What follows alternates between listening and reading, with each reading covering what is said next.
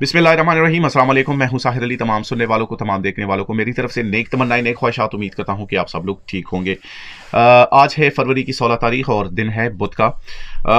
कुछ ख़ास खबरें हैं जिनके लिए आप लोगों को अपडेट करना बहुत ज़रूरी है। सबसे पहले ख़बर की तरफ बढ़ेंगे। तारकीन वतन जिनके बच्चे सऊदी अरब में पैदा हो, उनके लिए कानून क्या कहता है, कानून क्या है, उस हवाले से यहाँ पर मैं आप लोगों को उसकी थोड़ी सी वजाहत कर देता हूँ। सऊदी अरब वजारत दाखिला के कानून के मुताबिक गैर मुल्कियों के अकामों की इजरा और तजदीद महकमा जवाजात के ज़िम्मे है। यानी अगर आपका अकामा तजदीद कराना हो या फिर आपका उसका इजरा करवाना हो, तो वो तमाम के तमाम तर मामलात जो है वो जवाजात डील करता है, जो पासपोर्ट ऑफिस है वो करता है। अब उनके मुराफिकीन जो है वो भी उनके साथ ही जुड़े होते हैं। यानी अगर उनका स्टेटस लेट सपोज 2 साल का होता है तो वो भी 2 साल का ही वीज़ा ले लेते हैं, यानी अकामा उनका 2 साल का होता है। इसी तरह अब अगर नए बच्चे वहाँ पर पैदा हो तो वो क्या करेंगे। अब ये एक बहुत बड़ा सवाल है जिसकी मैं यहाँ पर थोड़ी डिटेल से बात करूँगा इस पर, क्योंकि वहाँ पर जब बच्चा पैदा होता है तो उसके लिए क्या कवानीन क्या कहते हैं और क्या मराहिल है। मराहिल उसके बड़े आसान है। सिर्फ आप लोगों को कागजात आपके मुकम्मल होने चाहिए। अगर आपके साथ कागजात मुकम्मल हो, उसका प्रोसेस है, प्रोसेस के ज़रिए आप उसको अपडेट कर सकते हैं। सबसे पहले प्रोसेस जो है, प्रोसेस में आपके पास सबसे पहले आपके तमाम तर कागजात पूरे होने चाहिए। यानी जो भी उनको रिक्वायर्ड डॉक्यूमेंट्स है वो डॉक्यूमेंट्स आप लोगों ने उनको प्रोवाइड करने हैं। सबसे पहले आपको बर्थ सर्टिफिकेट, यानी जो आर्जी बर्थ सर्टिफिकेट होता है, जो बच्चा किसी भी हॉस्पिटल में पैदा होता है तो उसको एक बर्थ सर्टिफिकेट इशू किया जाता है कि ये बच्चा फला टाइम पर इस हॉस्पिटल में पैदा हुआ और ये इसका सर्टिफिकेट, यानी वो एक सनद बन जाता है जो इस बात की तस्दीक है कि हाँ ये बच्चा यहाँ इस हॉस्पिटल में पैदा हुआ है, वो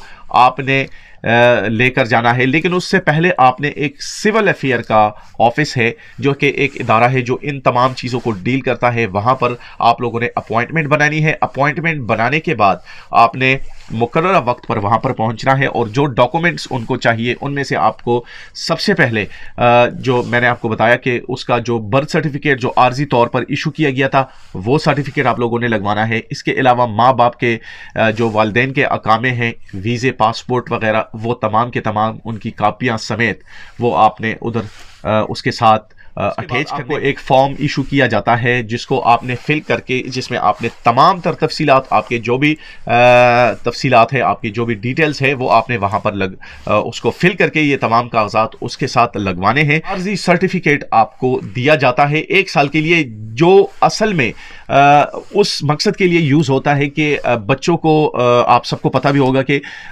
जब बच्चा पैदा होता है तो उनको टीके लगवाए जाते हैं, जो पैदाइशी टीके होते हैं, तो वो तमाम तर टीके जो है वो 1 साल के अंदर उसी सर्टिफिकेट पर लगाए जाएंगे। कोर्स मुकम्मल करने के बाद आपका जो सिविल अफेयर का ऑफिस है वो आपको ओरिजिनल बर्थ सर्टिफिकेट इशू कर देता है। यानी जो सर्टिफिकेट उन्होंने पहले इशू किया था वो आप लोगों ने जमा करवाना है और साथ में टीकों का जो कोर्स उस बच्चे ने किया है उस कोर्स का सर्टिफिकेट वो आपने लगवा कर वो आपको 1 साल बाद दोबारा ओरिजिनल बर्थ सर्टिफिकेट इशू कर देते हैं। अब सवाल यहाँ पर यह पैदा होता है कि आप लोगों ने अकामा किस तरह उसका बनाना है। अकामा बनाने के लिए ये तमाम तर जितने भी कागजात मैंने आपको बताए ये आप लोगों ने उसके साथ जमा करने हैं और उसी सर्टिफिकेट की बुनियाद पर अकामे में इंदराज होगा और अकामे की जितनी भी फीस होगी वो आप लोगों ने जमा करके उसके बाद बच्चे को अकामा इशू किया जाएगा। तो ये तो रहा एक सवाल। अब दूसरा सवाल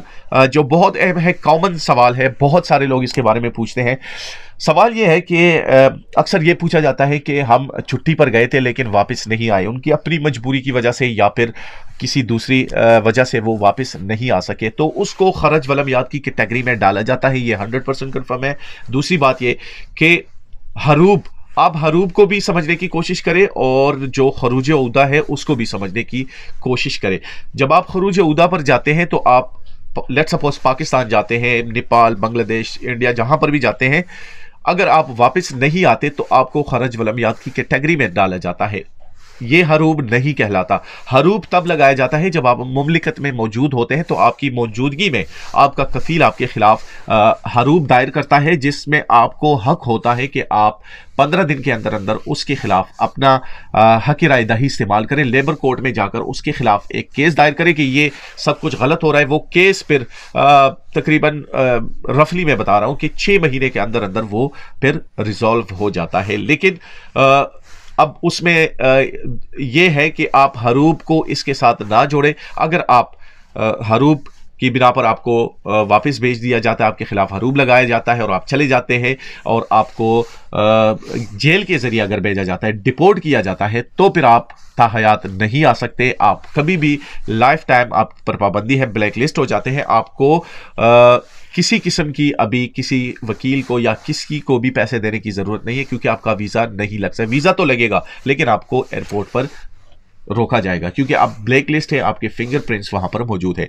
अब रही बात खरज वलमियात की, अगर आप खरूज उदा पर जाकर वहां पर छुट्टी पर जाते हैं और वापस नहीं आते, तो ये एक छोटा सा जुर्म समझा जाता है, जिसकी बिना पर आपको 3 साल के लिए आपको ब्लैक लिस्ट किया जाता है। यानी 3 साल तक आप फिर मुमलिकत वापस नहीं आ सकते। और अगर आपका कफील चाहे तो आपको दोबारा बुलवा सकता है, अगर वो चाहे तो आपको दोबारा अपने वीज़े पर बुला सकता है, नहीं तो आप 3 साल बाद किसी दूसरे वीज़े पर आ सकते हैं। इस दौरान अगर आप चाहें तो आप हज उम्रा के लिए आ सकते हैं। अब तीसरी खबर यह है कि ये मेरे पास पड़ी हुई है। तीसरी खबर है कि अबूज़हबी के महकमा सकाफत ने 15 फरवरी 2022 की ग्रीन लिस्ट अपडेट कर दी है। यानी जो अल अमारात अल यौम के मुताबिक महकमा सकाफत सियाहत ने बयान में ये कहा है कि ग्रीन लिस्ट में शामिल तमाम ममालिक, तकरीबन 75 से ज़्यादा ममालिक है, वो अब अबूज़हबी का सफ़र कर सकेंगे। यानी उसको ग्रीन लिस्ट में शामिल कर दिया गया है। आप लोगों को अभी करंटीना करने की कोई ज़रूरत नहीं है।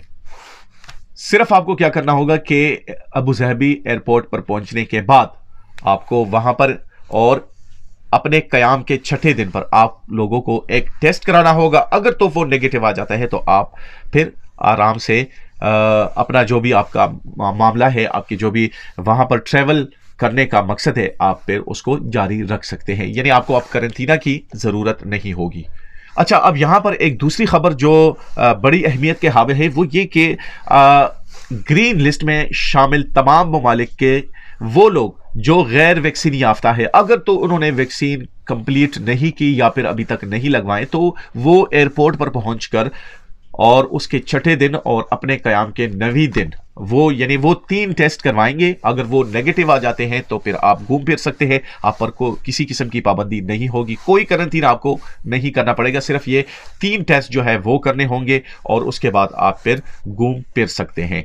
ग्रीन लिस्ट में सऊदी अरब, कुवैत, ओमान, मराकश, तुर्की, Malaysia, Tajikistan, America, Bahrain, Brazil, पुर्तगाल, Azerbaijan, Finland, Maldives, Iran, Israel समेत 75 ममालिक शामिल है। यानी वो लोग अगर ग्रीन लिस्ट में आप भी शामिल है तो आप, अगर आपने वैक्सीन लगवाई है तो आप अबूज़हबी एयरपोर्ट पर और अपने क़याम के 6ठे दिन पर, अगर आप गैर वैक्सीन याफ्ता है तो आप अबूज़हबी एयरपोर्ट पर पहुंचने के बाद और उसके बाद 6ठे दिन और 9वें दिन आपको फिर दोबारा टेस्ट करवाने होंगे और कोई करंटीना शर्त नहीं है इसमें। अबूज़हबी ने भी 15 फरवरी से जो रूल्स रेगुलेशंस है उसको ईज कर दिया है, यानी उसको अभी आप आसान कर दिया है। अभी आपको करंटीना होने की कोई ज़रूरत नहीं है। ये थी आज के लिए अपडेट। इंशाल्लाह कल नई अपडेट्स के साथ दोबारा हाजिर होंगे। तब तक के लिए इजाज़त दीजिए।